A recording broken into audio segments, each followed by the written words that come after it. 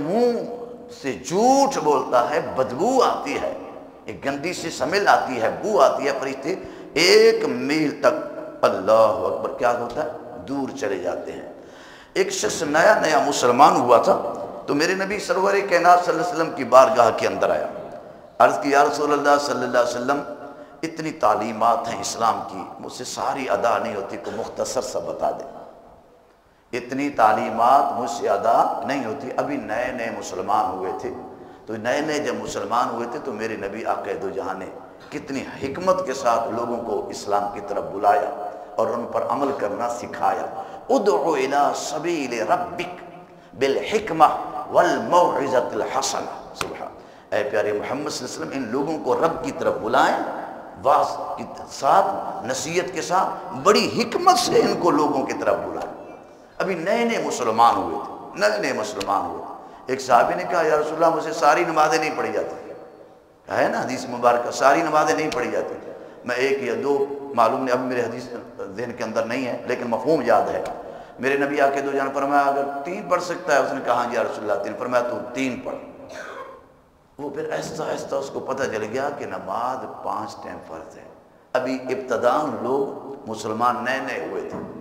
مسجد نبوی کے اندر میرے نبی سرور کائنات صلی اللہ علیہ وسلم تشریف فرما تھے، حدیث مبارک ابو داؤد شریف کی حدیث ہے۔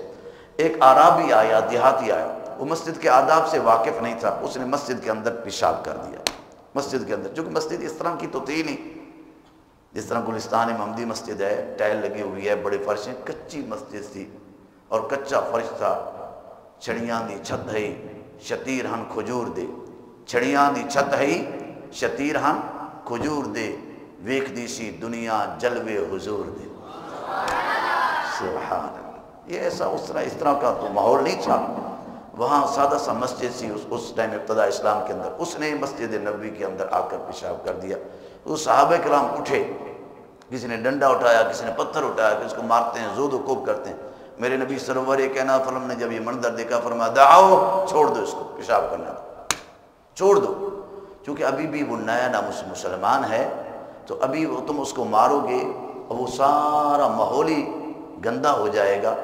اور پھر میرے نبی آقا دو جہاں نے جب اس نے پیشاب کر لیا، میرے نبی نے فرمایا اس جگہ کے اوپر پانی بہا دو۔ جب صحابہ کرام نے پانی بہا دیا، مسجد کے صحن کو پاک کر دیا، اس کو خود بخود پتہ چل گیا یہ اللہ کا گھر ہے، یہاں پیشاب نہیں کرتے۔ ادعو الی سبیل ربک بالحکمہ والموعظۃ الحسنہ۔ اس صحابی نے کہا یا رسول اللہ اسلام کی بڑی تعلیمات ہیں، نماز ہے، روزہ ہے، زکوٰۃ ہے، حج ہے، بڑی تعلیمات ہیں، اتنی تعلیمات مجھ سے ادا نہیں ہوتی، آپ مجھے مختصر سا عمل بتلائیے، سن لیجئے جو آج ہمارے موضوع کے متعلق ہے۔ میرے نبی نے فرمایا جو چاہو کرتے رہو لیکن جھوٹ نہیں بولنا۔ سمجھا؟ ایک صرف جھوٹ چھوڑ، مختصر سا عمل، جھوٹ نہیں بولنا۔ اس نے زنا کا ارادہ کیا، پھر دین میں آیا کہ میں تو وعدہ کر کے آیا ہوں، جھوٹ نہیں بولنا۔ کسی نے پوچھا تو میں نے تو سچ بولنا ہے۔ اس نے اس سچ بولنے کی برکت سے زنا چھوٹ گیا، چوری چھوٹ گئی، قتل چھوٹ گیا، جتنے بھی گناہ تھے وہ سچ بولنے کی برکت سے سارے کے سارے چھوٹ گئے، اور وہ خود بخود اسلام کی تعلیمات پر عمل کرنے لگا۔ معاشرے کے اندر دوستو جھوٹ چھوڑ دو، جھوٹ چھوڑ دو۔ خصوصاً بچے ہیں، یہ مدارس میں پڑھ رہے ہیں ماشاءاللہ، والدین بھی اچھی تربیت کر رہے ہیں، وہ والدین بڑے خوش نصیب ہیں جو اچھی تربیت کرتے ہیں۔ دروازے پر، مقروض کے دروازے پر کوئی آتا ہے نا قرض لینے کے لیے، ابو کہتا ہے کہ جا اس کو کہہ دو کہ میں گھر میں نہیں۔ یہ تربیت کر رہا ہے، بچے کو جھوٹ سکھا رہا ہے، یہ اچھی تربیت ہے؟ اللہ اکبر، خود جھوٹ سکھاتے ہیں بچوں کو، پھر آپ بڑا ہو کر اس سے کیا توقع رکھیں گے، آپ کیا امید رکھیں گے؟ ایسا ہرگز نہ کریں۔ ایک جھوٹ بولنے کے لیے 100 جھوٹ بولنا پڑتا ہے، پھر بھی وہ جھوٹ چھپتا۔ اللہ، آپ نے سنا ہوگا بڑا معروف مشہور واقعہ ہے، حضور سیدنا غوث اعظم رضی اللہ تعالیٰ عنہ، آپ کی مختصر سی عمر تھی، 13 سال کی عمر تھی، یا اس سے بھی چھوٹی عمر تھی آپ کی، تو علم دین کے حصول کے لیے آپ تشریف لے کر جا رہے تھے، تو ان کی والدہ محترمہ نے گودڑی کے اندر 40 دینار سی کر دیے تھے۔ فرمایا نصیحت کی تھی بیٹا جھوٹ نہیں بولنے، یہی کہا تھا نا غوث اعظم کی 11ویں شریف دلانے والوں، یا حضور غوث اعظم کی روح کو اصال ثواب کرنے والوں، یہ بھی حضور غوث اعظم کی بچپن کی تعلیمات ہیں۔ اس کو کیوں نہیں اپناتے؟ 11ویں پہ 11ویں دیتے جاتے ہیں، ان سے محبت کا دم بھرتے ہیں، دیگیں پکاتے ہیں، رزق حلال کیوں نہیں کھاتے؟ حضور غوث العظم کی طرح سچ کیوں نہیں بولتے؟ رزق حلال کیوں نہیں کھاتے؟ معلوم ہے کہ حضور سیدنا غوث العظم کے والد محترم حضرت ابو صالح رضی اللہ تعالی عنہ سفر کر رہے تھے تو پانی پر تیرتا ہوا سیب آیا، کھا لیا، بھوک لگی ہوئی تھی، پھر بعد میں خیال آیا اوہو یہ تو مالک کی اجازت کے بغیر ہے۔ مالک کے باغ کے مالک کے پاس گئے، حضور میں نے اجازت کے بغیر کھا لیا ہے۔ تو وہ بھی بزرگ تھے، تو اتقوا فراست المؤمن فانه ينظر من نور اللہ، مومن کی فراست سے ڈرا کرو، مومن اللہ کے نور سے پہچان لیتا ہے، دیکھ لیتا ہے آنے والا کون ہے۔ اللہ، انہوں نے کہا حضور سیب کی معافی تب ہوگی کہ آپ 12 سال تک اس باغ کی رکھوالی اور گوڈی کریں اس پر۔ میں نے کہا حضور قبول ہے لیکن سیب معاف کر دیں۔ انہوں نے کہا سوچوں گا بعد کے اندر۔ 12 سال گزر گئے، اچھا جی اب تو میں نے آپ کی شرط منظور کر لی ہے اور پوری بھی کر دی ہے، اب تو سیب کی معافی۔ فرمایا میں نے کہا سوچوں گا، ایک اور ہے پھر معافی ہوگی۔ فرمایا میری ایک بیٹی ہے، آنکھوں سے معذور ہے، ہاتھوں سے معذور ہے، پاؤں سے لنجی ہے، نہ دیکھ سکتی ہے، نہ سن سکتی ہے، نہ چل سکتی ہے، وہ لوتھڑا ہے، پڑی ہے، ایسی بیٹی سے شادی منظور ہو تو پھر معافی۔ حضور سیب معاف کر دیں، میں نکاح کرنے کے لیے بھی تیار ہوں۔ جب نکاح ہو گیا تو فرمایا جاؤ کمرہ عروسی میں۔ جب وہ کمرہ عروسی کی طرف جب جانے لگے تو دیکھا خوبصورت، حسین، جمیل، سلامت، ہر چیز سلامت ہے۔ بلیکے میں واپس پلٹے کہنے لگے حضور پہلے ایک سیب بغیر اجازت کے کھایا تھا تو یہ کسی اور مصیبت میں گرفتار نہ ہو جاؤں۔ تو پیچھے حضرت عبداللہ بن سومہ فرمانے لگے نہیں بیٹا تمہاری یہی دلہن ہے، تمہاری یہ بیوی ہے۔ حضور آپ نے تو کہا تھا وہ دیکھ نہیں سکتی، فرمایا یہ کہا تھا دیکھ نہیں سکتی، آنکھوں سے معذور ہے، آج تک اس آنکھ سے غیر محرم کو دیکھا نہیں ہے، ان کانوں سے غیبت کو نہیں سنا، ہاتھوں سے ظلم نہیں کیا، میری اجازت کے بغیر بہر دہلیز سے قدم نہیں رکھا۔ تو ان کے ساتھ جب ان کا نکاح ہوا، وہ جو سیب بخشوانے کے لیے آئے تھے، رزق حلال کا جذبہ ان کے دل میں تھا، جب وہ دونوں کا آپس میں نکاح ہوا، اس سے پہلا بیٹا حضور سیدنا شیخ عبد القادر جیلانی پیدا ہوا۔ جب رزق حلال کھائیں تو اولادیں پھر ایسے پیدا ہوتی ہیں۔ ہم اولادوں کو کیا کھلا رہے ہیں؟ اولادوں کو کون سی غذائیں کھلا رہے ہیں؟ پھر اسے کیا توقع رکھ سکتے ہیں؟ نمازی بن جائیں، رزق حلال کمانے والے بن جائیں، آپ کی اولاد فرما بردار۔ یہی بیٹا عبد القادر جیلانی چلتا چلتا ہوا جا رہا ہے، ڈاکو نے راستہ، آپ معروف مشہور ہے، تو پھر آپ نے سچ بولا، اس سچ بولنے کی برکت سے جتنے بھی ڈاکو تھے سارے کے سارے طائب ہو گئے، اللہ نے ان کو مقام ولایت عطا فرمایا۔ ان الصدق یہدی الی البر، انسان سچ بولتا ہے تو نیکی کی طرف چلتا ہے، سچ بولتے ہوئے ہاں جی پھر نیکی انسان کو جنت تک پہنچا دیتی ہے۔ اللہ اکبر سبحان اللہ۔ حضرت فضیل رضی اللہ تعالیٰ بہت بڑے بزرگ ہو کر گزرے ہیں، وہ بیان فرماتے ہیں ما من مدغۃ احب الی اللہ من لسان صدوق، فرمایا اللہ کے ہاں سچ بولنے والی زبان سے بہتر کوئی پیارا عضو ہی نہیں ہے۔ اللہ کے ہاں احب الی اللہ من لسان صدوق، انسان کے اعضاء ہیں نا، تو انسان کی اعضاء میں سے جب زبان سچ بولتی ہے تو اللہ کو بڑی پیاری لگتی ہے۔ اس سے بڑھ کر کوئی محبوب اللہ کے ہاں اس بندے کا عضو ہی نہیں جتنی وہ زبان سے اللہ پیار فرماتا ہے کہ یہ سچ بولنے والی ہے۔ اور پھر میرے نبی سرور کائنات وسلم کی حدیث مبارکہ ہے، میرے آقا دو جہاں فرماتے ہیں ان الصدق طمانیۃ، ارے سچ بولا کرو، سچ دل کو سکون دیتا ہے، اطمینان آتا ہے۔ ان الصدق طمانیۃ، بے شک سچائی اطمینان دیتی ہے، دل کو راحت ملتی ہے، سکون ملتا ہے، اور سچ بولنے سے انسان بے سکون بولیے نہیں ہوتا۔ آپ کے گھر میں کتنا سامان ہے، راحت کا بظاہر گھر بھی ہے، مکان بھی ہے، دنیا کی ہر نعمت ہر چیز آپ کے گھر میں بولیے ہے کہ نہیں؟ اور جتنی اللہ تعالیٰ نے دی ہے اللہ کا شکر ہے نا، ہر چیز ہر سہولت موجود ہے، ہر چیز دنیا کی گھر کے اندر موجود ہے بقدر استطاعت، لیکن بے سکونی ہے کہ نہیں؟ بے سکونی ہے، سکون نہیں ہے، लाख रुपया भी कमा कर आता है, 50,000 कमा कर आता है, रोज का 25,000 कमा कर आता है, 10,000 तक भी रिज़्क़ कमा कर आता है, लेकिन घर में सुकून नहीं है। उसकी वजह यह है कि हम झूठ बोलते हैं। वो रिज़्क़ आया कैसे, किस तरीके से कमा कर आया? सच बोलकर कमा कर आया। घर के अंदर बेसुकूनी का सबब, घर के अंदर बेसुकूनी की वजह, बेइत्मीनानी की वजह क्या है? बोलिए, झूठ है। और इसलिए मेरे नबी ने फरमाया सच इंसान को इत्मीनान देता है। व इन्नल किज़्बा, और जो झूठ होता है वो रीबतुन, शक में मुब्तला करता है।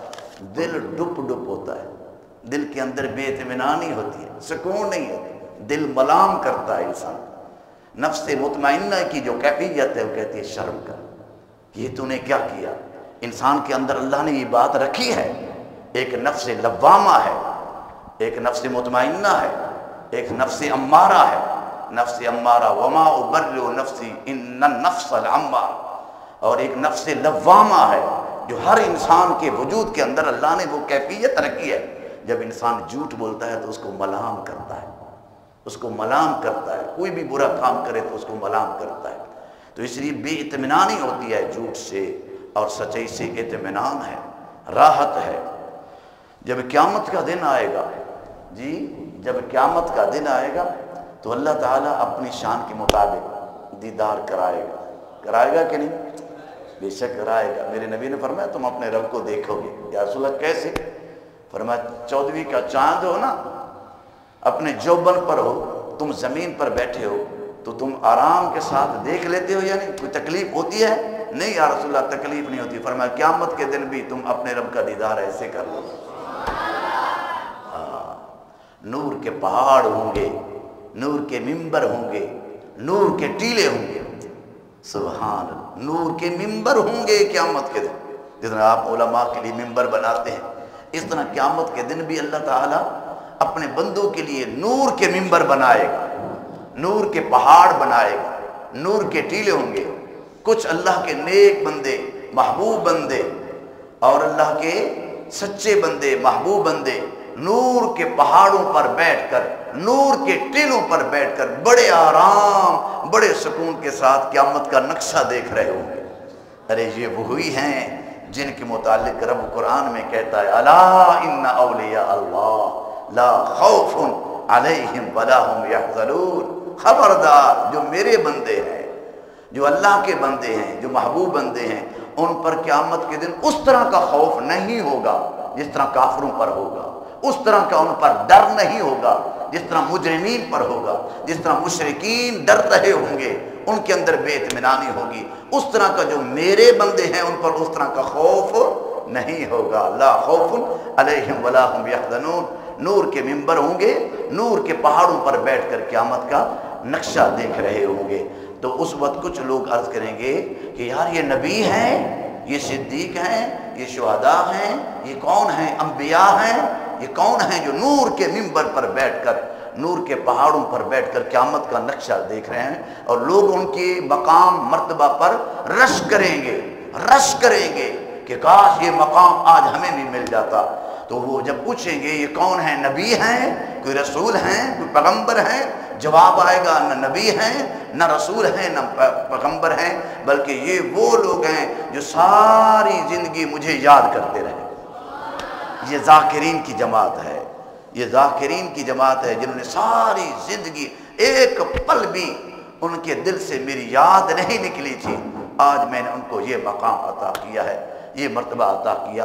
तो अल्लाह ताला अपनी शान के मुताबिक, फिर बात ज़रा आगे ज़रा मैं आपको रिपीट कर दूँ, मुकम्मल कर दूँ कि कुछ लोग जन्नत में जब जाएंगे ना, जन्नत में जब जाएंगे तो कुछ लोग उदास उदास होकर जन्नत के कोने में बैठ जाएंगे। अल्लाह ताला पूछेगा फरिश्तों मेरे बंदे बैठे हैं कोने में, वो उदास उदास हैं, उनसे जाकर पूछो आज उदास क्यों हैं?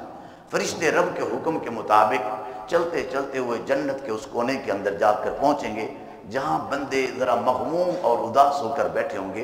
तो फरिश्ते पूछेंगे कि ऐ अल्लाह के नेक बंदू, अल्लाह फरमाता है ये जन्नत उदासी की जगह तो नहीं है, ये जन्नत बोलिए उदासी की जगह तो नहीं है, ये यहाँ तो हर चीज़ की फरावानी है, رب نے اعلان کر رکھا ہے وَلَكُمْ فِيهَا مَا تَشْتَهِيهِ الْأَنفُسُ، قیامت کے دن ان کو جنت میں وہ کچھ ملے گا جو وہ چاہیں گے، بس ارادہ کریں گے ہر چیز سامنے آ جائے گی۔ تو وہ فرشتے پوچھیں گے کہ تم اداس اداس کیوں ہو، مغموم مغموم کیوں ہو؟ رب فرماتا ہے کوئی جنت میں کوئی کمی رہ گئی ہے؟ کیا حوران بہشت کے اندر کوئی کمی ہے، یا غلمانوں کے اندر کمی ہے، یا نوکروں کے اندر کمی ہے، غلمان کے اندر کمی ہے، یا میووں میں کمی ہے؟ یہ جنت اداس ہونے کی جگہ تو نہیں ہے، تم اداس اداس ہو کر کیوں بیٹھے ہو؟ وہ پھر کچھ بندے اللہ کے جواب دیں گے کہ باری تعالیٰ تیری جنت کے اندر کسی چیز کی کمی نہیں ہے، ہر چیز کی فراوانی ہے، اور حوران جنت بھی ہیں، غلمان بھی ہیں، یہاں سب کچھ ہے، لیکن ہم دنیا کے اندر ساری رات اس لیے تو نہیں کھڑے ہوتے تھے، قیام رکوع سجدے نماز تراویح اس لیے تو نہیں پڑھا کرتے تھے کہ ہمیں جنت ملے گی، ہم تو ساری رات اس لیے کھڑے ہوتے تھے، ہم نے سن رکھا تھا کہ قیامت کے دن تیرا دیدار ہونا ہے، تو بے شک ان جنتیوں کو شراب طہورا بھر بھر کر پلا، وَسَقَاهُمْ رَبُّهُمْ شَرَابًا طَهُورًا، ان کو شراب طہورا بھر بھر کر پلا، ان کو جنتی حوریں بھی عطا فرما، ان کو غلمان بھی عطا کر دے، ان کو ساری نعمتیں عطا کر دے، لیکن ہم تو صرف تیرے دیدار کے طالب ہیں، ہمیں اپنا مکھڑا دکھا دے، اپنا دیدار کرا دے۔ تو وہ منظر، اس منظر پر میں آپ کو لے کر آیا ہوں، حجاب اٹھے گے، پردے اٹھیں گے، تو جب حجاب اٹھے گا رب کی طرف سے اور پردہ اٹھے گا تو اس وقت کیا ہوگا؟ کیا پھر اللہ تعالیٰ سب سے پہلے جن بندوں کو دیدار خداوندی کے وقت نوازے گا اور مرحبا کہے گا، اور سب سے پہلے جن کو بولے گا وہ ہوگا مرحبا بالصادقین، مرحبا بالصادقین، مرحبا بالصادقین۔ صالحین کو نہیں کہے گا، پہلے شہداء کو نہیں کہے گا، صالحین اولیاء کو نہیں کہے گا، اللہ تعالیٰ سب سے پہلا جو جملہ ان دیدار خداوندی کے وقت جو بولے گا اپنے دیدار کے وقت، وہ کہے گا مرحبا بالصادقین، سچ بولنے والے آؤ میرا دیدار کر، میں تمہیں خوش آمدید کہتا ہوں۔ صالحین کا نمبر بعد میں آئے گا، شہداء کا نمبر بعد میں آئے گا، مرحبا سب سے پہلے ویلکم جو کرے گا نبیوں کے بعد مخلوق میں سے جس کو اللہ ویلکم کرے گا، خوش آمدید کہے گا، وہ صادقین ہوں گے۔ کیا ہوں گے بولیے؟ یاد رکھیں جھوٹ کبھی عزت نہیں پاتا، یاد رکھیں جھوٹ کبھی عزت، بولیے بیٹے، جھوٹ کبھی عزت نہیں پاتا، خواہ اس کی پیشانی پر چاند بھی لگا دے، اس کی پیشانی پر چاند بھی لگا دے، کبھی وہ عزت نہیں پاتا۔ اور سچ کبھی بھی ذلیل نہیں ہوتا، اگرچہ ساری دنیا اس پر کہکا لگائے، ساری دنیا بھی ہنسے، لیکن سچ کو اللہ تعالیٰ نے عزت دی ہے۔ آخری بات بیان کر کے ختم کرتا ہوں۔ صحابہ کرام جب میرے نبی سرور کائنات صلی اللہ علیہ وسلم وضو کرتے تھے نا، یہ حدیث ہے، بڑی معروف مشہور حدیث ہے، آپ نے کئی دفعہ سنی کہ میرے نبی سرور کائنات صلی اللہ علیہ وسلم جب وضو کرتے تھے تو صحابہ کرام ارد گرد جمع ہو جاتے، ارد گرد جب جمع ہو جاتے، جمع ہونے کے بعد وضو کا پانی نیچے نہیں گرنے دیتے، قربان جائے، کیا مقام ہے میرے نبی کا۔ یہ کس نے کہا ہے ان کو؟ میرے نبی نے حکم دیا ہے کہ ایسا کیا کرو؟ بولیے نہیں، اللہ نے کہا ہے قرآن میں، بولیے اللہ نے کہا ہے قرآن میں کہ جب میرے نبی وضو کریں تو وضو کا پانی نیچے گرنے نہ دیا کرو، بلکہ اپنے ہاتھ کے اندر لے کر چہرے پر مس کیا کرو۔ نہیں، نہ ہی اللہ نے حکم دیا ہے قرآن میں اور نہ ہی میرے نبی نے کہا ہے۔ تو یہ صحابہ کس وجہ سے کرتے تھے؟ ادراہ، بولیے ادراہ محبت۔ انہوں نے پھر جواب دیا، میرے نبی نے جب پوچھا اے صحابہ ما یحملکم، ما یحملکم، یہ تم ایسا کیوں کرتے ہو؟ اس کا سبب کیا ہے؟ میں وضو کرتا ہوں تو پانی نیچے نہیں گرنے دیتے، میں منہ سے کھنگار ڈالتا ہوں، تم اپنے ہاتھوں میں لے کر چہرے پر مس کر لیتے ہو، اور جب بھی میں حجامت کرتا ہوں تو اس وقت بال نیچے نہیں گرنے دیتے، بلکہ حدیث مبارکہ کے الفاظ ہیں صحابہ کرام اس ارد گرد جمع ہو جاتے اور ایک حلقہ سا بنا لیتے، جیسے ہی وہ حجام حضور کی زلفیں تراشتا، زلفاں تیریاں چھلے بھی چھلے، سارا جگ سونا مگر میرے ماہی تو تھلے بھی تھلے، وہ پیاری والی زلفیں، وہ کنڈل والی زلفیں جس کا ذکر قرآن میں اللہ نے کہا، قسم بھی کھائی والضحیٰ واللیل اذا سجا۔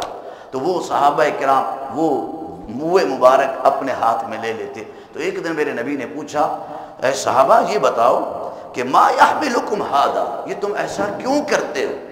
تو انہوں نے جواب دیا، حبا للہ ورسولہ، یا رسول اللہ ہمیں اللہ کے رسول سے پیار ہے، اللہ کے رسول سے۔ اب سنو، جو میں بات آپ کو سمجھانا چاہتا ہوں موضوع کے متعلق، تو پھر میرے نبی سرور کائنات صلی اللہ علیہ وسلم نے فرمایا، سچا پیار کرنے والا وہ شخص ہے جو سچ بولتا ہے۔ حضور سرور کائنات صلی اللہ علیہ وسلم نے پہلا پیمانہ اپنی محبت کا، پہلا پیمانہ اپنی محبت کا کس کو قرار دیا؟ بولیے، سچ بولنے کو۔ فرمایا صحابہ واقعی اگر تم مجھ سے پیار کرتے ہو تو میرا پیارا امتی وہی ہوتا ہے جو سچ بولتا ہے۔ تو حضور علیہ السلام نے محبت رسول کا جو پہلا پیمانہ دیا ہے کہ وہ یہ ہے کہ مومن سچ بولتا ہے، وہ سچ بولتا ہے۔ میرے نبی سرور کائنات کی کتنی صفات ہیں؟ میرے نبی کے دو نام ذاتی ہیں، ایک آسمان میں ہے احمد، وفی الارض محمد، کہیے وفی الارض، بلند آواز سے کہیں محمد، ساتھ کہہ دیں صلی اللہ علیہ وسلم۔ کتنا پیارا نام ہے۔ جب آپ لفظ محمد کہتے ہیں، کوئی اور چومے یا نہ چومے، اس دن میری بہن نے، بیٹی نے سوال کیا تھا کہ بھی رسول اکرم صلی اللہ علیہ وسلم کا جب نام آ جائے تو چومنا کیسے ہے؟ تم چومو نہ چومو، خدا کی قسم اللہ نے میرے نبی کے نام میں ایسے حروف کا انتخاب کیا ہے، یہ ہونٹ حضور کے نام کو ایک مرتبہ نہیں بلکہ دو مرتبہ چومتے ہیں۔ اب بولے نا، لفظ محمد کہیں، لفظ محمد صلی اللہ علیہ وسلم، سمجھ آ رہی کیا؟ تو میرے نبی کا ذاتی نام زمین میں کیا ہے؟ محمد صلی اللہ علیہ وسلم ہے۔ اور حضور کے صفاتی نام کتنے ہیں؟ بعد نے 99 قرآن پاک کے اندر، ایک طرف اللہ کے صفاتی نام ہے 99 اور دوسری طرف ہے نا، ہاں جی، تو بعض عرفاء نے 3000 تک میرے نبی کے نام لکھے، بعض عرفاء نے 10,000 تک بھی میرے نبی کے صفاتی نام لکھے، بعد نے 300 لکھے، بعد نے 3000 تک لکھے۔ یہ علم ایک سمندر ہے، جتنی آدمی غوطے لگاتا ہے اتنی اس کے ہاتھ میں موتی آتے ہیں۔ 10,000 تک میرے نبی کے نام، 10,000 تک میرے نبی کے صفاتی نام۔ اللہ اکبر۔ ان صفاتی ناموں میں سے ابھی میرے نبی سرور کائنات صلی اللہ علیہ وسلم کے جو صفاتی نام 10,000 ہیں یا 3,000 ہیں یا 300 ہیں یا 99 ہیں، تو ان سارے صفاتی ناموں میں سے ابھی میرے نبی نے اعلان نبوت نہیں فرمایا۔ 2 میرے نبی کے صفاتی نام ایسے ہیں کہ اعلان نبوت سے پہلے مشہور ہو گئے، اور وہ کون سے تھے؟ سبحان اللہ۔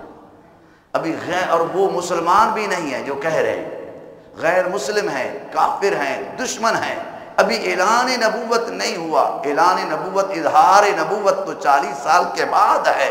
ابھی میرے نبی کی عمر ابھی 20 سال ہے، 21 سال ہے، 25 سال تک ہے۔ ہر ایک کافر کی زبان پر، غیر مسلموں کی زبان پر ہاں جی جاری ہے کہ یہ پیارے محمد صادق بھی ہیں اور امین بھی ہیں، صادق بھی ہیں اور امین بھی ہیں۔ سبحان اللہ، سبحان اللہ۔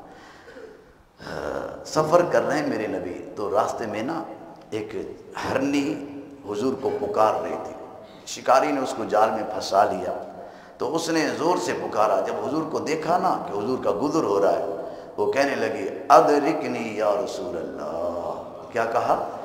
ادرکنی یا رسول اللہ، ادرکنی، بڑی مشکل سے پکارا، یا رسول اللہ میں بھی ہوں تمہارا یا رسول اللہ، بڑی مشکل سے پکارا یا رسول اللہ۔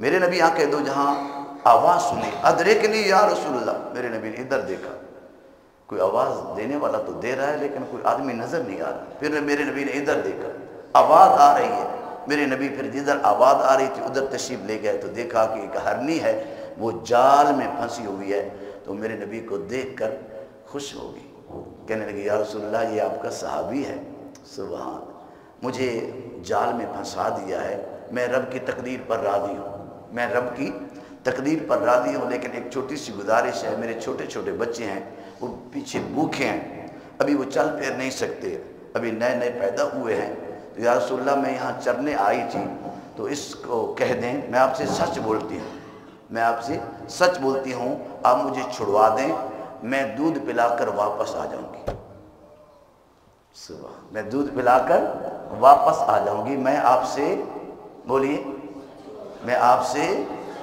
سچ بولتی ہوں، میں دودھ پلا کر واپس آ جاؤں گا۔ میرے نبی آپ کے دو جہاں نے اس صحابی کو کہا کہ بھی اس کو چھوڑ دو، اس نے چھوڑ دیا، تھوڑی دیر کے بعد وہ ہرنی واپس آ گئی۔ میرے آقا دو جہاں سرور کائنات صلی اللہ علیہ وسلم نے فرمایا اے میرے پیارے صحابی یہ ہرنی مجھے گفٹ دیتے ہو؟ اس نے کہا یہ تو ہرنی ہے یا رسول اللہ میں تو جان دینے کے لیے تیار ہوں۔ تو میرے نبی آقا دو جہاں سرور کائنات صلی اللہ علیہ وسلم نے فرمایا ہرنی کو کہا اذهب الى اہلک، فرمایا تو آزاد ہے چلی جا اپنے بچوں کے اندر۔ تو دوستو سمجھانا یہ چاہتا ہوں پیارے بیٹے، اور نہ صحیح کم از کم اس ہرنی کی طرح سچ بولنے والے تو بن جاؤ نا، وہ جانور ہو کر حضور سے سچ بولیں، اور ہم حضور کے امتی ہو کر۔ ہندوستان کی سرزمین جب انگریز کی حکومت تھی نا، تو ایک گرو تھا جو جیب کٹواتا تھا، چیلے چھوڑے ہوئے تھے، اس نے شام کو جب واپس آیا تو اس نے اس کو 2 روپے دیے، اور میں 2 روپے کمائی ساری۔ اس نے کہا جی ایک عیسائی میرے ہتھے لگا تھا، اس کا میں نے بٹوا نکالا، بڑا مال تھا، پھر میرے دل میں خیال آیا یہ شخص عیسائی ہے، اگر قیامت کے دن اس نے حضرت سیدنا عیسیٰ کو شکایت کی اور حضرت عیسیٰ علیہ السلام میرے نبی کو شکایت کریں گے کہ یا رسول اللہ آپ کے امتی نے میرے ایک امتی کا جیب اور بٹوا کاٹا تھا، تو اس وقت میرے نبی ان کے سامنے شرمندہ ہوں گے، ہائے ہائے، تو قیامت کے دن میرے نبی میرے عمل سے شرمندہ ہو جائیں، مجھے یہ گوارا نہیں تھا۔ اللہ دوستو کہیں ایسا نہ ہو دنیا کے اندر کہ قیامت کے دن تمہارے جھوٹ کی وجہ سے میرے نبی شرمندہ نہ ہو۔ اس لیے دوستو اگر دنیا میں بہتری چاہتے ہو، قبر میں بہتری چاہتے ہو، آخرت کے اندر بہتری چاہتے ہو، تو ہمیشہ سچ بولو۔ قیامت کا جب دن ہوگا، میرا رب قرآن میں کہتا ہے یوم ینفع الصادقین صدقہم لہم جنات تجری من تحتہا الانہار خالدین فیہا ابدا رضی اللہ عنہم ورضوا عنہ۔ قیامت کے دن سچ بولنے والوں کو ان کا سچ نفع دے گا، ان کے لیے اللہ جنت کے دروازے کھول دے گا۔ اللہ کے حضور دعا ہے اللہ تعالیٰ ہم سب کو، امید رکھتا ہوں آپ ہمیشہ سچ بولیں گے، ہمیشہ کے لیے آپ نے سچ بولنا ہے، اور سچائی کے اندر اطمینان ہے، اور جو جھوٹ ہے اس کے اندر اطمینان نہیں ہوتا۔ اللہ تعالیٰ ہم سب کو اسلام کی یہ تعلیمات اپنانے کی توفیق نصیب فرمائے، آمین۔